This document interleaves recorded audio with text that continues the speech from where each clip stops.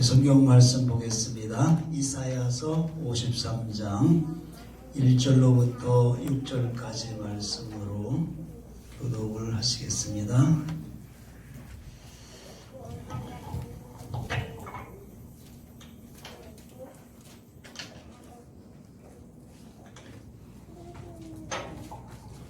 (1절로부터) 교독을 합니다. 우리의 전한 것을 누가 믿었느냐? 여호와의 발이 누구에게 나타났느냐?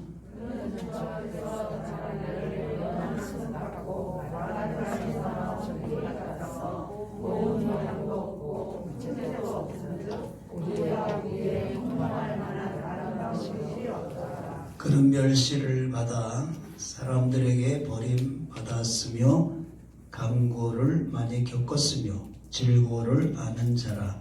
마치 사람들이 그에게서 얼굴을 가리는 것 같이 멸시를 당하였고 우리도 그를 귀히 여기지 아니하였도다.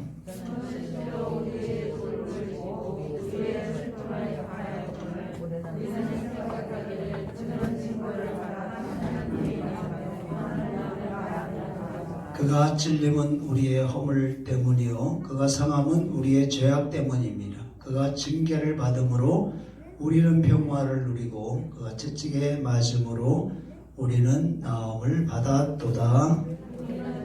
양 같아서 그릇 행하여 각기 제 길로 갔거늘 여호와께서는 우리 모두의 죄악을 그에게 담당시키셨도다. 아멘. 오늘은 3월 둘째 주일 주님 앞에 우리가 예배할 수 있게 함을 감사합니다. 할렐루야. 오늘도 주회전에 나와서 신령과 진정으로 예배하는 우리 성도님들을 주님의 이름으로 사랑하고 축복합니다. 할렐루야. 우리 한번 서로 인사하시겠습니다. 함께 예배드리게 돼서 반갑습니다. 우리 다시 한번 인사합니다. 오늘 잘 나오셨습니다. 할렐루야. 지금은 우리 교회적으로 사순절 기간입니다. 사순절은 예수님의 고난과 부활을 준비하면서 우리가 지내는 기간이 사순절입니다. 사순절이라고 하는 것은 40일간의 기간이라고 하는 그런 뜻이 있는데 2월 17일부터 4월 3일까지가 사순절 기간입니다. 그리고 이번 4월 4일은 부활절 주일이 됩니다. 그래서 이 사순절 기간 동안에 6번 주일을 지내는데 주일은 작은 부활절로 생각을 해서 40일간의 그 날짜에 들어가질 않습니다. 그래서 2월 17일서부터 4월 3일까지 실제적으로 날짜를 따지면 46일인데 주일은 빼가지고 6번의 주일은 빼고 그래서 월요일서부터 토요일까지 해가지고 이제 그 40일간을 따져서 4월 3일까지가 되고 4월 4일 날은 부활절 주일을 지내게 되는 것입니다. 이 사순절 기간을 우리가 보내면서 예수님의 그 구원의 그 고난을 우리가 기억을 하고 그리고 그 구원을 완성하시기 위해서 십자가의 죽음과 함께 또 부활하신 그것을 우리가 준비하며 그동안에 우리가 하나님 앞에서 내 신앙을 돌아보고 또 우리가 또 예수님의 그 고난을 생각하면서 절제하고 살아가는 기간이 바로 묵상과 경건의 생활을 하는 기간이 40일 동안의 기간입니다. 아멘. 그래서 여러분들이 지금 우리 교회적으로 사순절을 보내고 있다는 이 사실을 기억을 하시고 이 기간 동안에 너무 세속적으로 너무 이렇게 치우쳐 살아가지 않도록 여러분들의 삶을 잘 절제할 수 있기를 바랍니다. 할렐루야. 그래서 오늘 말씀은 대속을 위한 고난이라고 하는 제목으로 말씀을 드립니다. 주보에는 대속의 고난으로 나오는데 대속을 위한 고난. 대속이라는 것은 예수님이 우리를 대신해서 구원하기 위해서 그 우리를 대신해서 받으신 그 고난, 이것이 바로 대속을 위한 고난인 것입니다. 오늘 이 성경 말씀 1절로부터 6절까지는 예수님의 그 대속을 위한 고난에 대해서 말씀을 하고 있습니다. 실제로 예수님은 이 땅에 우리를 구원하기 위해서 육신의 몸을 입고 이 땅에 오셨어요. 그래서 예수님의 대속을 위한 고난은 육신의 몸을 입으신 고난입니다. 왜 육신의 몸을 입은 것이 고난이냐? 예수님은 말씀이신 하나님이라고 그랬습니다. 요한복음 1장에 가서 보면 태초에 말씀이 계시니라. 이 말씀이 하나님과 함께 계셨으니 이 말씀이 곧 하나님이라고 그랬어요. 근데 이 말씀이신 하나님께서 우리를 죄에서 구원하시기 위해서 육신을 입으시고 이 땅에 오신 분이 예수님이신 줄로 믿습니다. 할렐루야. 영이시고 말씀이신 하나님이 육신을 입고 이 땅에 오셔서 바로 우리를 구원하신 분이 예수님이신데 왜 그분이 예수님이시냐? 마태복음 1장 21절에 가서 보면 천사가 그 요셉에게 나타나서 네가 이제 아들을 낳게 될 것인데 그 이름을 뭐라고 그랬어요? 예수라고 하라 그랬습니다. 근데 예수라고 하는 이름의 뜻은 자기 백성을 죄에서 구원할 자라. 할렐루야. 그러니까 우리를 죄에서 구원하기 위해서 말씀이신 하나님이 육신을 입고 이 땅에 오셨어요.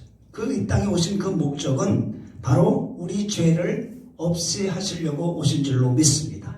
할렐루야. 요한일서 3장 5절에 가서 보면 그가 우리 죄를 없애하려고 나타나셨다. 아멘. 그런데 그분에게는 죄가 없다고 말씀하고 있는 줄로 믿습니다. 예수님이 이 땅에 오신 목적이 우리 죄를 없애려고, 우리 마음속에 목과 같이 검은 죄, 눈과 같이 희게 만들고 주홍과 같이 진홍과 같이 붉은 죄를 양털같이 희게 하시기 위해서, 죄를 없애기 위해서 이 땅에 오셨다는 말씀입니다. 할렐루야. 그런데 왜 그분이 육신을 입고 이 땅에 오셔야만 됐느냐? 왜 그분이 육신을 입고 이 땅에 오셔야 되느냐? 그것은 하나님께서 우리 죄를 용서하시려면 육체의 피가 필요하기 때문인 것입니다. 할렐루야. 그래서 히브리서 9장 22절에 가서 보면 율법을 쫓아 모든 물건이 피로서 정결하게 된다는 것이죠. 율법을 쫓아 이 말씀은 하나님의 말씀이 정한 법이라는 거예요. 하나님의 말씀에 정한 법에는 죄가 사함을 받기 위해서는 반드시 피 흘림이 있어야 된다는 거죠. 그래서 구약시대 때는 1년에 한 번씩 사람들은 자기의 1년의 죄를 속죄하기 위해서 가난한 사람은 비둘기, 조금 웬만큼 사는 사람은 양과 염소, 그리고 잘 사는 사람은 소를 가지고 제사장에 와서 그를 죽여서 그 피를 자기에게 뿌려서 죄를 사함을 받았어요. 해마다 그가 지은 죄를 사함받기 위해서 죄 없는 그러한 짐승들이 피를 흘리고 죽었다는 것입니다. 그것은 바로 하나님이 정한 법, 하나님의 정한 법에는 반드시 피 흘림이 있어야 죄가 사하여지는 것입니다. 그런데 우리 예수님은 말씀이신 하나님, 이 세상에는 죄 없는 피가 흘려져야 되는데 죄 없는 피를 흘릴 수 있는 사람이 없는 것입니다. 아멘. 여러분, 사람이 지은 죄를 위해서는 죄 없는 짐승이 그 피를 흘려서 그 사람의 죄를 씻을 수 있지만 우리 인간의 영원한 속죄를 위해서는 또 인간의 죄 없는 피가 흘려져야 되는데 우리 인간에게는 죄 없는 사람이 없다래요. 로마서 3장 24절에 모든 사람이 죄를 범하였으며 하나님의 영광에 이를 수 없고, 로마서 3장 10절에는 의인은 없나니 하나도 없다고 했어요. 이 세상에는 죄 없는 육체가 하나도 없다는 것입니다. 그래서 예수님이 이 땅에 오셔서 그는 죄가 없으시고 그분은 죄가 없으신 사람의 몸을 입고 이 땅에 오신 줄로 믿습니다. 영은 살과 뼈가 없기 때문에 피를 흘릴 수가 없습니다. 그래서 영이신 하나님, 말씀이신 하나님이 우리를 위해서 피를 흘리기 위해서는 사람의 몸을 입으셔야 한다는 것이죠. 할렐루야. 그러면 사람의 몸을 입은 것이 왜 고난이냐?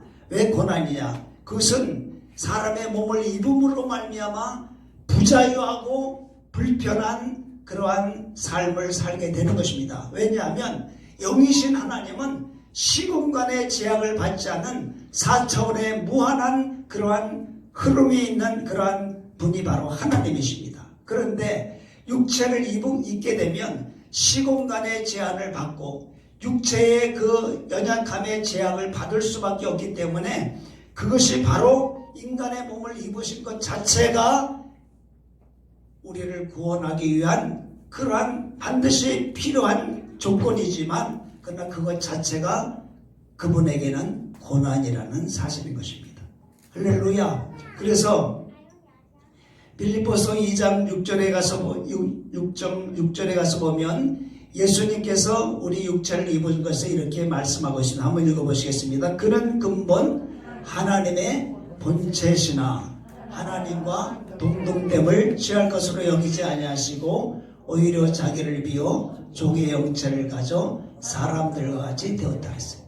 예수님은 원래 하나님과 같으신 분이에요. 말씀이신 하나님이신데 그분이 하나님의 자리를 떠나서 어떻게 됐습니까? 사람들의 모습으로 온 것이 무엇이냐면 종의 형체를 가졌다. 종의 모습으로, 종의 모습, 사람들의 몸을 입은 것이 마치 종과 같은 그러한 형상이라 이 말이에요. 종이라고 하는 것은 여기서 노예를 가리키는 것입니다. 노예라고 하는 것은 이 당시 노예는 전쟁 중에 사로잡힌 포로들이나 전쟁에 패배한 나라의 백성들이 잡혀와 가지고 노예가 되는 것입니다. 그래서 그 노예가 일단 되면 그 사람이 그 나라에서 장군이 됐든 그러한 무슨 높은 장관이 됐든 높은 귀족이 됐든지 그 모든 그러한 지위와 권리를 다 잃어버리고 가장 낮은 자리에서 사람을 섬겨야 되는 그러한 모습이 종입니다. 아멘. 마치 우리 예수님은 하나님과 똑같으신 분이지만 하나님의 그 자유함과 모든 권리를 다 버리시고 그리고 인간의 몸을 입으신 것이 종의 모습과 같은 것이라 이 말이에요. 그래서 종의 형체를 가진 사람들과 같이 되었다는 것은 사람들의 몸을 입었다고 하는 것은 마치 노예와 같이 자신의 권리를 다 상실하고 그리고 낮은 자로 오셨다는 것을 표현하고 있는 것입니다. 그런데 세상의 종이나 노예는 타인에 의해서 타력에 의해서 패배함을 통해서 노예가 되지만 예수님이 사람의 몸을 입으신 것은 스스로 그 몸을 입으신 것입니다. 왜? 스스로 우리를 사랑하시기 때문에. 할렐루야. 우리를 사랑하시기 때문에 스스로 종과 같은 자신의 모든 권리를 다 포기하시고 그리고 부자유하고 불편한 인간의 몸을 입으시고 사람으로 이 땅에 오셔서 이 세상에서 33년간 육체의 몸 안에서 사셨다는 것입니다. 아멘. 여러분, 요즘에 코로나로 인해서 이제 확진 환자를 받는다든지 검사를 하게 되면 14일간 격리를 합니다. 격리를 하게 되면 사람도 못 만나고 완전히 격리된 장소에서 그대로 외출도 못하고 있어야 돼요. 제 조카가 직장을 다니다가 직장 동료에 의해서 코로나가 감염이 돼가지고 확진 판정을 받았어요. 그래가지고 막내 여동생이 남편하고 이제 세 식구, 자기 남편, 여동생 그리고 또 조카, 동생 이렇게 세 식구가 자가격리를 당했어요. 왜냐 한 식구가 확진을 받았으니까. 그래가지고 그 아파트에서 방이 3개가 있는데 각 방에서 각자 한 사람씩 사는 거예요. 다행히 화장실이 2개 있으니까 그래도 화장실. 밥도 따로 나와서 먹어요. 그 남편이 와서 먹으면 또 여동생 와서 먹고 따라와서 먹고. 그리고 쓰레기도 그냥 보통 쓰레기는 문 밖에 내놓지만 이런 음식물 쓰레기 같은 거는 상하니까 바깥에 내놓지도 못하고 냉장고 안에다가 쓰레기를 집어넣고 14일 동안 그렇게 꼼짝을 못하고 바깥에 나가지도 못하고 그냥 방 안에서 식구들이 같이 생활하는데 각 방에서 생활을 하고 사람도 못 만나고 그리고 서로 이렇게 같이 마주 앉아서 같이 대화도 못 나누고 그렇게 14일간을 지냈어요. 그 얼마나 부자유하고 얼마나 불편합니까? 이 자가격리 그 안에 갇혀 있어야 된다는 게 얼마나 두렵습니까? 마치 예수님은 영이신 하나님이시고 말씀이신 하나님이십니다. 그분은 4차원의 세계에서 무한한 이 우주를 자유롭게 운행하실 수 있는 분이십니다. 그런데 그분이 인간의 몸을 입으시고 33년 동안 마치 육체의 몸 안에서 자가격리된 삶을 살았다 이 말이에요. 자가격리된 삶을. 그래서 예수님은 그 예수님의 그 육체의 몸은 어떠한 몸이었느냐. 오늘 이 본문 말씀에 가서 보면 예수님을 우리가 본 사람은 없어요. 물론 그 당시에 예수님을 본 사람들이 있지만 다 이제 세상을 떠났기 때문에 그 당시에 아마 예수님의 초상화를 좀 누가 그려놨었으면 좋았을 텐데 아마 그게 없었던 것 같아요. 그래서 그 후에 사람들이 상상으로 이렇게 그린 것 같은데 여기 본문에 가서 보면 예수님의 모습을 이제 이사야 선지자가 쭉 말씀을 하고 있습니다. 이사야 선지자는 예수님의 탄생하기 600년 전 사람인데 하나님께서 이사야 선지자를 통해서 앞으로 오실 그 예수님의 메시아의 모습을 쭉 말하고 있습니다. 2절에 가서 보면 이렇게 말씀을 하고 있습니다. 그는 주 앞에서 2절 한번 읽어보십시다. 시작. 그는 주 앞에서 자라나기를 나온 뿌리와 고운 모양도 없고 풍채도 없고 우리가 흠모할 만한 아름다운 것이 없도다 그랬어요. 예수님의 모습은 우리가 상상하는 것처럼 그렇게 잘생기고 그렇게 귀공자처럼 이 세상에 태어나신 분이 아니라는 것입니다. 그는 연한 순과 같고 마른 땅에서 나온 줄기와 같아서 고운 모양이 없다. 이 고운 모양이 없다는 것은 아름다움이나 준수함이 없다는 거예요. 아이가 딱 태어나면 그 아이의 아름다움이나 준수함이 어린아이 모습 속에 나타나는데 예수님은 그러한 아름다움이나 준수함이 없다는 거예요. 그리고 풍채도 없고 이 풍채는 존귀함을 느낄 만한 어떤 외모도 없었다는 것입니다. 풍채의 체격도 이렇게 뭐 좋지도 못하고 아름다운 사람들이 흠모할 만한 아름다운 것이 없도다.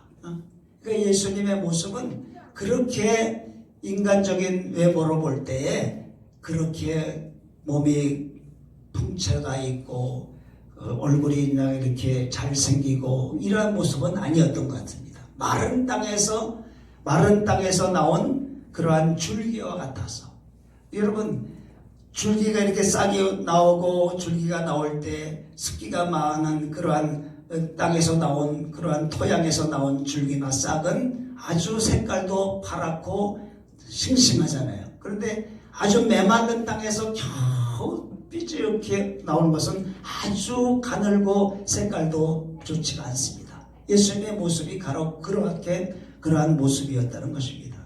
그래서 사람들이 볼 때 흠모할 만한 참 아름답다, 참 귀하다, 정말로 멋있다 이렇게 볼 만한 그런 외모가 아니었다는 것입니다. 아멘. 그래서 그리고 여기 그 3절에 가서 보면 3절 가서 봅시다. 그는 멸시를 받아서 사람들에게 버림을 받았으며 강고를 많이 겪었으며 질병을 아는 자라. 아멘.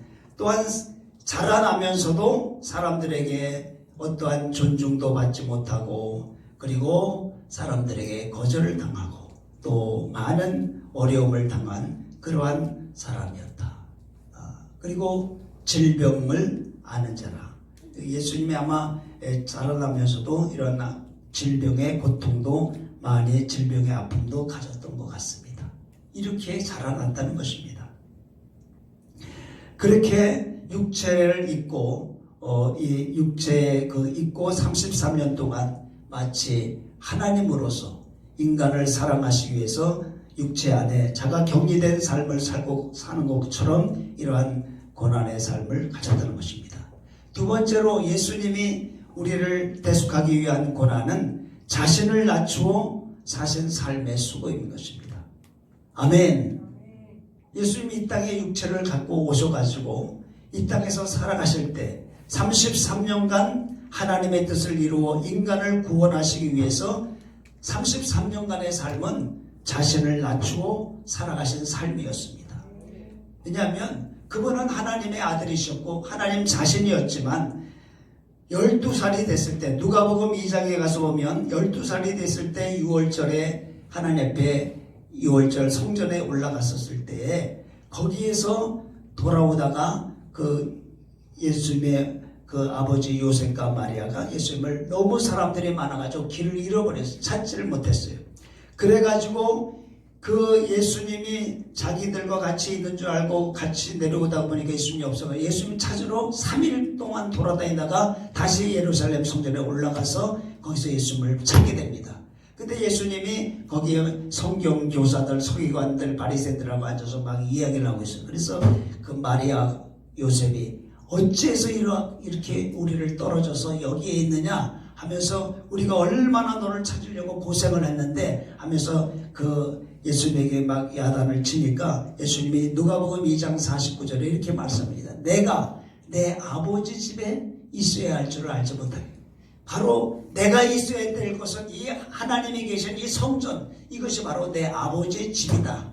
이 말씀은 바로 예수님은 나는 하나님의 아들로서 이 하나님의 아들로서 이곳에 있는 것이 당연하다는 말입니다.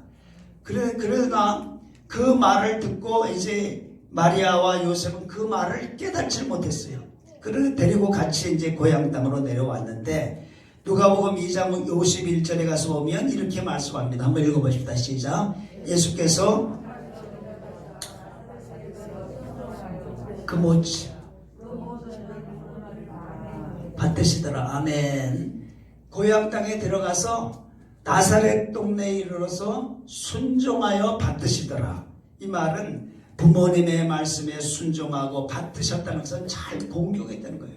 하나님의 아들이시면서도 자기를 아직까지 공생의 시작을 하지 않았지만 그러나 자기의 육신을 양육하는 그 부모 앞에서 자기를 낮추시고 순종하며 공경하면서 살아가셨다는 거예요. 이것은 바로 자기를 낮추어 바로 하나님의 뜻을 이루고자 하시는 그러한 수고가 있는 줄로 믿습니다. 또한 예수님께서 30살이 됐을 때에 하나님의 일을 하기 위해서 요한에게 세례를 받으러 갑니다. 마태복음 3장 14절에 가서 보면 세례를 받으러 갈 때 요한이 그럽니다. 아니 내가 당신한테 세례를 받아야 되는데 어찌 나한테 세례를 받으려고 합니까? 하면서 요한이 세례를 안 주려고 하니까 아니다. 하나님의 뜻을 이루는 것이 이것이 순서이기 때문에 내가 너에게 세례를 받아야 되겠다 하면서 거기에서 세례를 받습니다. 아멘. 이것은 스스로 본인이 하나님의 아들이심에도 알지만은 그러나 자기를 낮추시고 그렇게 요한에게 세례를 받고 그 육신의 부모를 잘 순종하고 공경하면서 이렇게 살아갔다는 사실인 것입니다.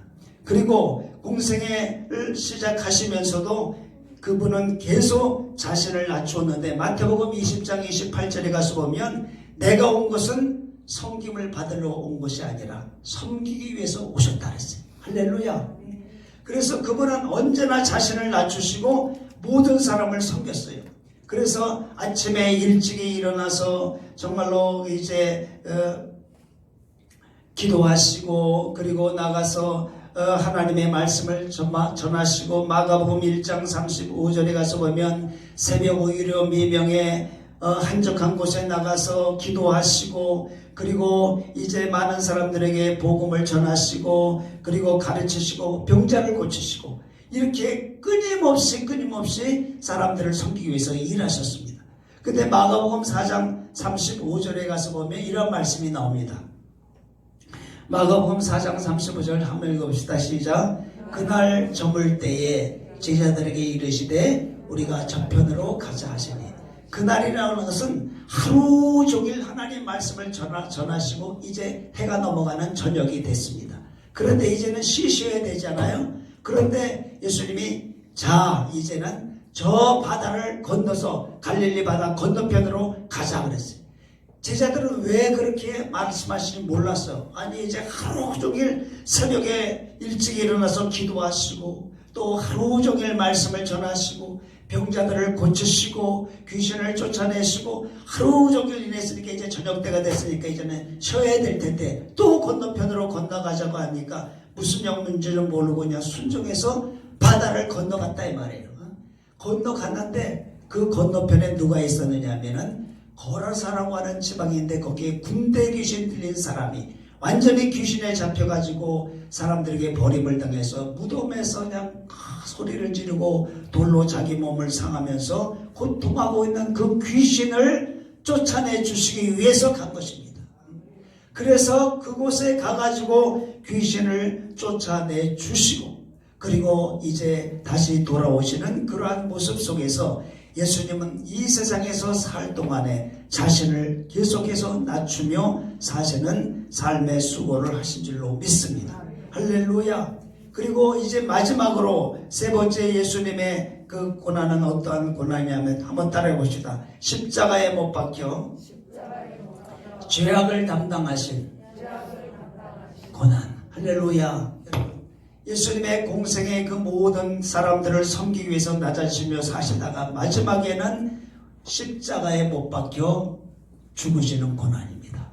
오늘 이 본문 말씀 그는 5절에 가서 보면 예수님이 찔리신 것은 우리의 허물을 인하며 그가 상한 것은 우리의 죄악을 인함이라. 그가 징계를 받음으로 우리가 평화를 누리고 주가 채찍에 맞으심으로 우리가 나음을 입었도다 그랬어요.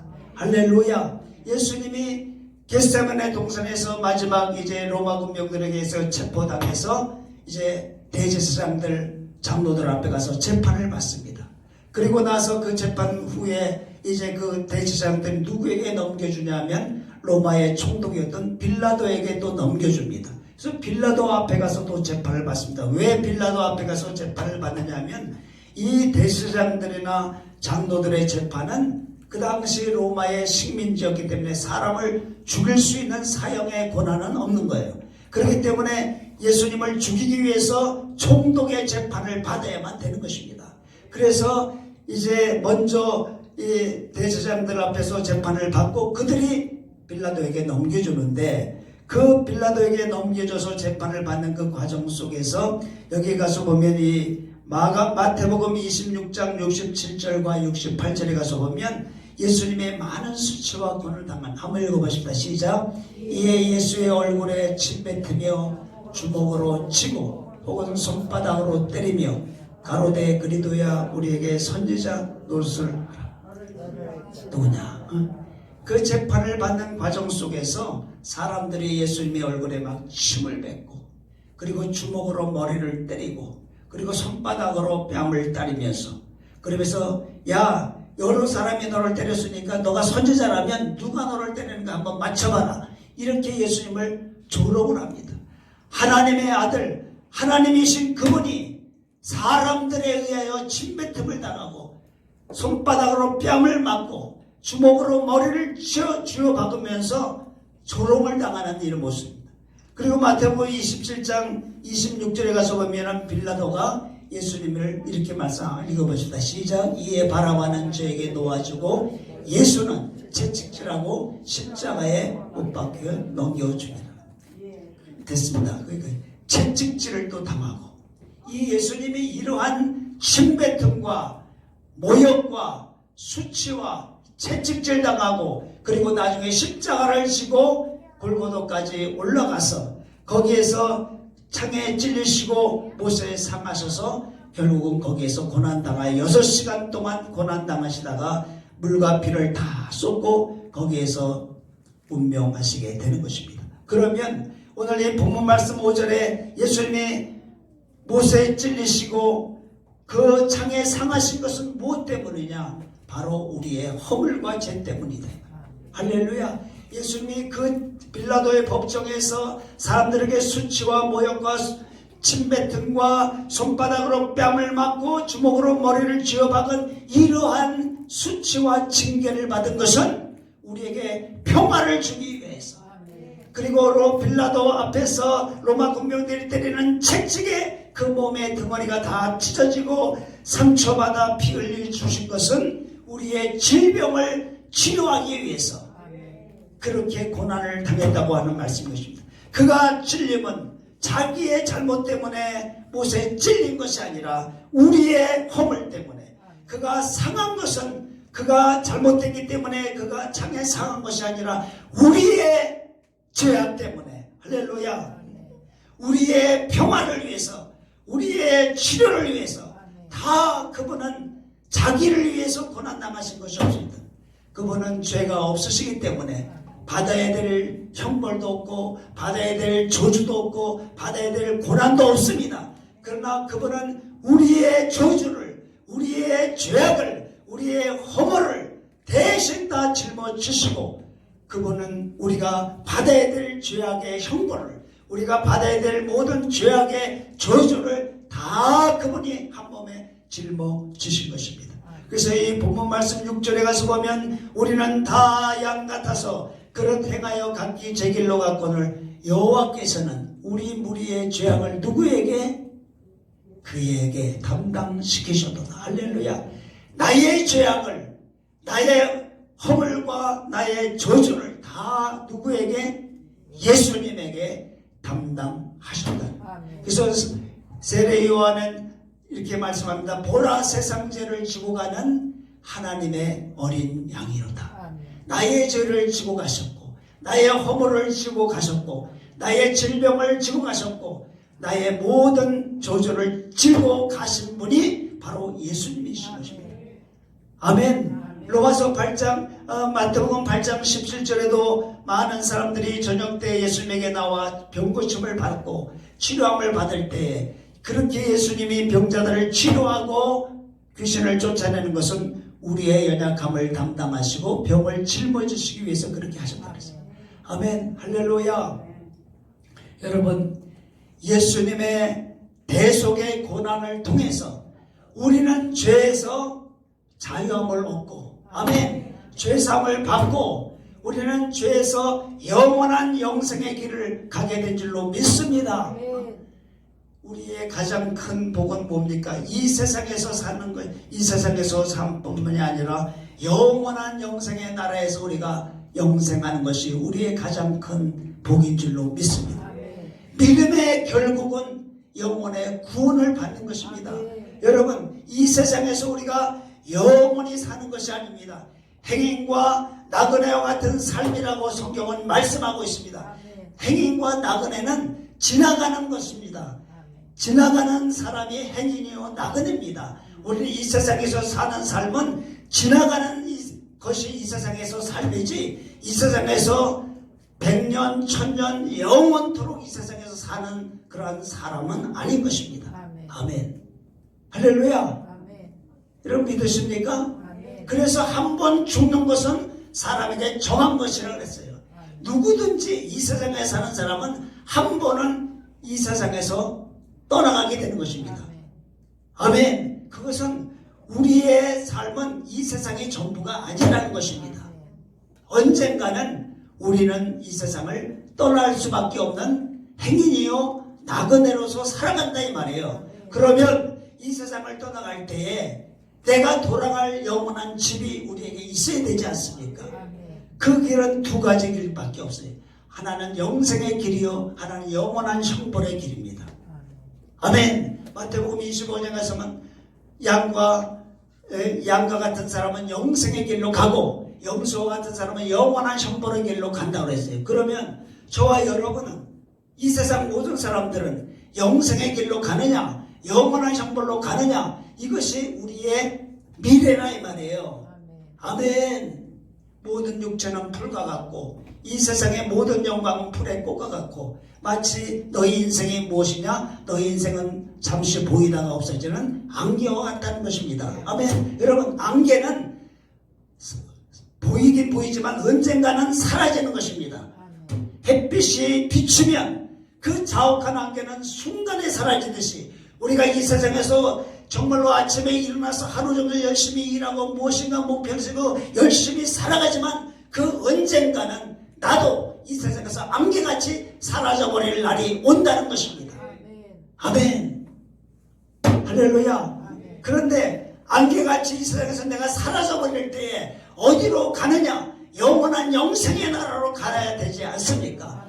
그것이 바로 믿음의 결국 곧 영혼의 구원을 받는 것입니다. 하나님께서는 우리를 영원한 영생의 나라로 우리를 이끌어가기 위해서 죄에서 우리를 자유케 하시고 해방케 하기 위해서 육신을 입고 이 땅에 오신 것입니다.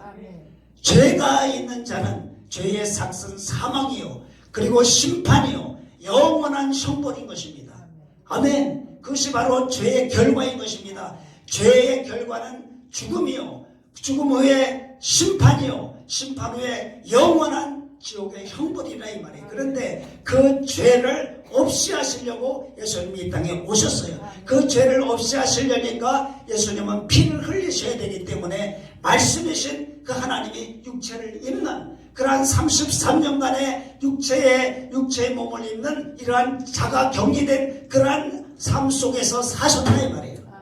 그리고 33년간의 삶 속에서 자기를 낮추시고 그 때가 될 때까지 부모님을 섬기고 세례 요한에게 세례를 받고 그리고 제자들의 발을 씻기시고 이렇게 자기를 한없이 낮추시는 그러한 수고를 통하여 결국에는 십자가상에 자기의 목숨을 버리기까지 그 고난을 자초하심을 통해서 우리를 죄에서 해방케 하신 것이 바로 예수님의 대속의 고난이라 이 말이에요.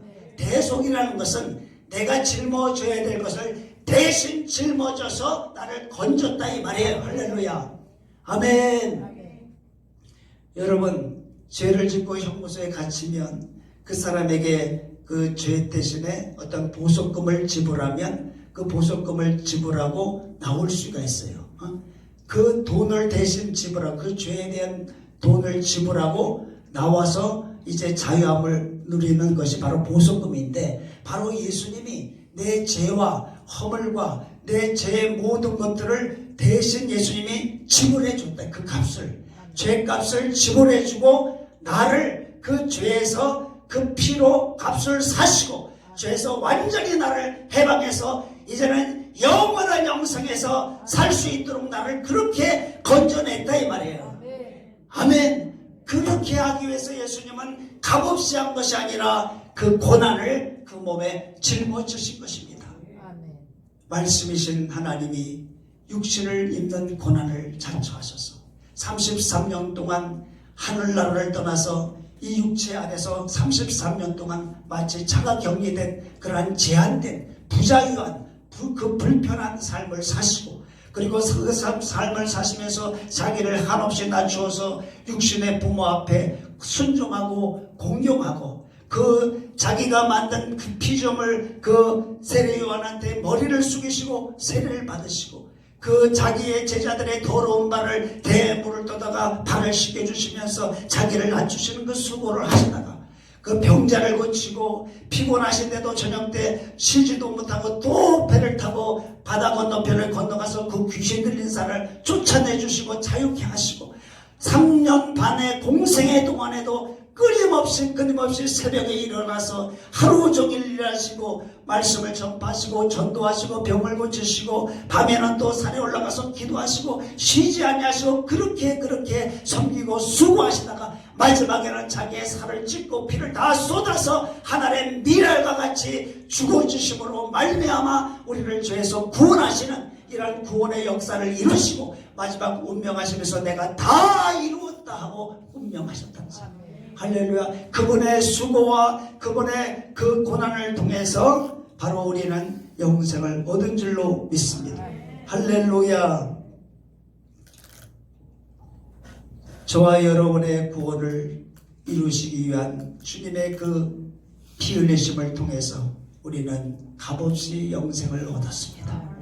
아멘. 할렐루야. 값없이 영생을 얻었어요. 사람이 온 천을 얻고도 자기 목숨을 잃으면 무엇이 유익하겠느냐 그랬어요. 소용이 없다는 거예요. 여러분 세상에서 아무리 부귀영화 다 누리고 높은 권세 지위 다 뭐 장관을 하든 대통령을 하든 무슨 수많은 재물을 모으든 그게 무슨 소용이 있습니까? 죽은 다음에 우리가 영원한 형벌로 가면 그건 아무 소용 없어요. 그래서 예수님이 누가복음 16장에 부자의 비유를 하잖아요. 이 부자는 재물이 많고 높은 지위를 가지고 매일같이 호화롭게 연락을 누리면서 부족함이 없는, 세상적으로 말하면 성공한 인생, 복받은 인생인 것처럼 살았지만 그가 죽은 후에 어디로 갔습니까? 그는 죽은 후에 뜨거운 불 붙는 운부 속에 던져져서 거기에서 끝없이 불 속에서 고통하다가 너무너무 목이 타가지고 한 방울의 물이라도 내 혀끝에 떨어졌으면 좋겠다. 그것이 무슨 성공한 인생입니까? 그것이 무슨 복받은 인생입니까? 그건 복받은 인생이 아니에요. 여러분, 우리가 하나님의 나라에 들어가는 것이 복받은 인생인 것입니다. 그것이 진정한 복이라 이 말이에요. 세상에서 높은 지위에 오르고 무슨 국회의원이 되고 장관이 되고 대통령이 되고 무슨 세상의 모든 재물이 부족함이 없고 그것이 복이 아니네 말이에요. 물론 그것도 우리에게 필요하지만 거기에 더하여 우리는 영생을 소유한 자가 돼. 오늘 하나님이 나를 부르시더라도, 오늘 내가 이 세상을 떠나더라도 내가 주님 앞에 정말로 할렐루야 하면서 하나님의 나라에서 갈 수 있는 그러한 믿음의 준비, 할렐루야, 그러한 마음을 가지고 그러한 믿음을 가지고 살아가는 사람, 하나님이 나를 부르셔도 내가 돌아갈 나의 집이 있다, 그러한 믿음으로 확신을 가지고 살아가는 그러한 사람이 돼야 된다 이 말입니다. 너희 인생이 뭐냐? 너희는 잠시 보이다가 없어지는 안개와 같다 그랬습니다. 육체는 불과 같고 이 세상의 모든 육체의 영광은 불의 꽃과 같다는 것입니다. 여러분, 불은 마르고 꽃은 떨어지는 날이 오는 것입니다. 찬바람이 불면 아무리 싱싱하게 솟아오르는 불도 다 말라버려요. 여러분, 아름답게 핀 꽃도 정말 열흘이 못 간다고 하잖아요. 아무리 아름다운 꽃도 열흘 못 가서 떨어진다. 열흘 가는 곳이 없다. 다 시들어진다 이 말이에요. 세상 영광, 세상 부귀, 세상 즐거움 다 지나가는 것입니다. 다 지나가는 것입니다. 영원한 것이 아닙니다. 남는 것은 오직 하나님의 뜻을 행하고 하나님 믿음으로 사는 그 사람만이 영원히 남는 것입니다. 할렐루야. 그래서 사도 바울은 우리에게 말합니다. 너희는 땅의 것을 생각하지 말고 위의 것을 생각하라. 땅의 것을 찾지 말고 위의 것을 찾으라. 할렐루야. 우리 신앙인은 세상 사람처럼 세상의 것을 위하여 살아서는 안 된다 이 말이에요. 세상의 것을 위해서도 살지만 우리는 언제나 우리의 마음속에 저 하늘나라를 소망하고 살아가야 되는 것입니다. 여러분, 우리 주님은 우리와 함께 하십니다.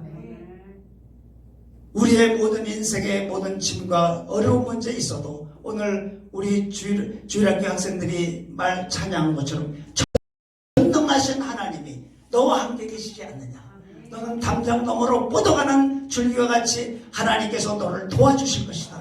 너와 함께 하실 것이다. 너를 축복하실 것이다. 할렐루야. 하나님이 나와 함께 계시고 하나님이 나를 지켜주시고 하나님이 나를 도와주시면 우리는 승리하는 것입니다.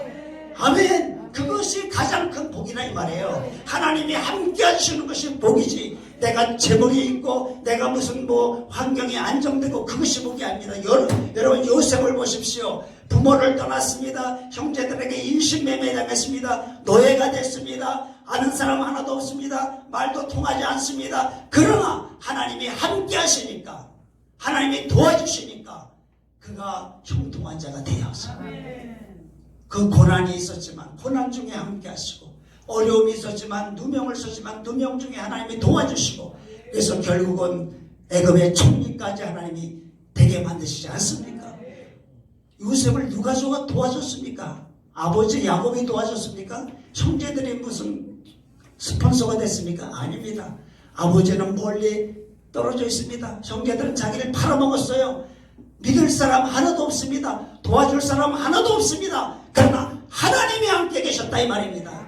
그래서 요셉은 성공한 승리의 인생을 산 거예요. 그렇습니다. 내 곁에 나를 도와주는 사람이 없어도 나를 도와줄 하나님은 여러분들과 함께 하시는 것입니다.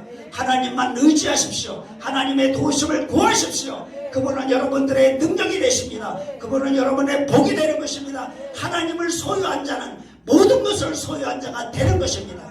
그러나 모든 것을 소유했어도 하나님을 잃어버리면 결국은 다 잃어버리게 되는 것입니다. 여러분, 세상의 것을 다 소유해도 하나님을 잃어버린 부자는 결국은 아무런 쓸모없는 인생으로 불 속에 던져지지 않습니까? 사랑하는 성도 여러분, 속지 마십시오. 세상 것에 속지 마십시오. 세상 것 때문에 믿음을 잃어버리지 마십시오. 세상 것 때문에 하나님을 잃어버리지 마십시오. 우리는 하나님을 붙잡아야 됩니다. 하나님을 붙잡으면 그 안에 모든 것이 다 있는 것입니다. 할렐루야. 그래서 우리의 영혼이 잘 되면 범사가 잘 되고 강건하게 하시는 것입니다. 오늘 주님의 대성의 고난, 나를 사랑하시기 때문에 그분은 부자유한 그 불편한 육신의 몸을 입으셨어요. 33년 동안 육신의 몸 안에서 제약을 당하셨습니다. 피곤하고 배고프고 목마르고 그리고 정말 힘든 영이신 하나님 피곤하지 않습니다. 영원하신 하나님 여호와 땅끝까지 창조하시지 않은 피곤치 아니하시며 곤미치 아니하시며 명철이 한이 없으시며 그분은 피곤하지 않아요. 그러나 예수님은 너무너무 피곤하셔서 배 고골에서 잠을 주무시고 사마리아 수가성 우물가에서 목이 마르다고 나에게 물 한 그릇 달라고 하시고 배가 고프고 시장하셔서 무화과 나무에서 뭐 먹을 거 있는가 그 무화과 나무 열매를 따먹으려고 무화과 나무 밑에 가서 먹을 것을 찾으시고 왜 말씀이신 하나님이 왜 배고프고 왜 시장하고 왜 피곤합니까? 육신을 입은 거기 때문에 육신 안에 있기 때문에 부자유하고 불편하고 그렇게 여러 가지 힘든 그러한 육신의 몸을 33년 동안 입으시고 세상적으로 말하면 이 육체 안에서 자가격리 당한 삶을 사셨다 이 말이에요. 그것은 바로 우리를 위하여 피를 흘리시기 위해서 육체를 입으신 것입니다. 그리고 이 세상에 살면서도 자기를 낮추시고 인간 부모 앞에 인간 세례요한 앞에 그리고 제자들 그 더러운 말을 시켜주시면서 자기를 낮추시는 종으로서의 수고를 마다하지 않고 나중에는 자신의 몸까지 다 주어서 우리를 죄에서 해방하셔서 영생의 길로 인도하신 것이 주님의 대속을 구원인 줄로 믿습니다. 우리는 그 하나님의 사랑, 예수님을 보내주신 하나님의 사랑, 또 주님의 우리를 위해서 희생하신 그 하나님의 사랑을 감사하시고 기억하시고 그분의 고난을 통해서 그분의 죽음을 통해서 내가 영원한 생명에 갈 수 있게 되었다는 이 사실에 늘 감사하시면서 믿음을 잘 지켜나가시기를 주의 이름으로 축복합니다. 기도하겠습니다. 하나님 아버지, 말씀이신 하나님, 영이신 하나님, 4차원의 세계에서 어떠한 것에도 제한당하지 아니하신 자유로우신 그 하나님께서 인간의 몸을 입으시고 33년 동안 마치 인간의 몸속에서 자가격리 당하여 부자유하고 불편한 삶을 사신 것은 그 몸으로 우리 죄를 사하기 위하여 피 흘리시기 위하여 그 몸을 입으시고 이 땅에 오셨습니다.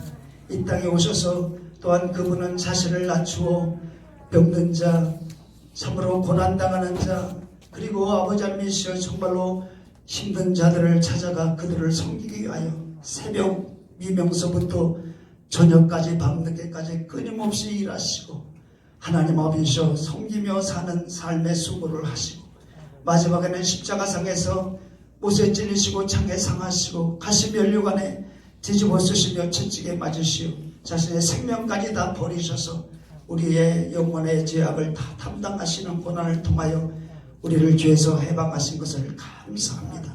주님의 고난이 있었기에 주님의 피 흘리시는 죽음이 있었기에 우리는 영생을 얻었고 주님의 백성이 되었고 우리는 하나님 아버지 이 땅에 살면서 천국을 소망하며 살게 되었사오니 감사옵나이다.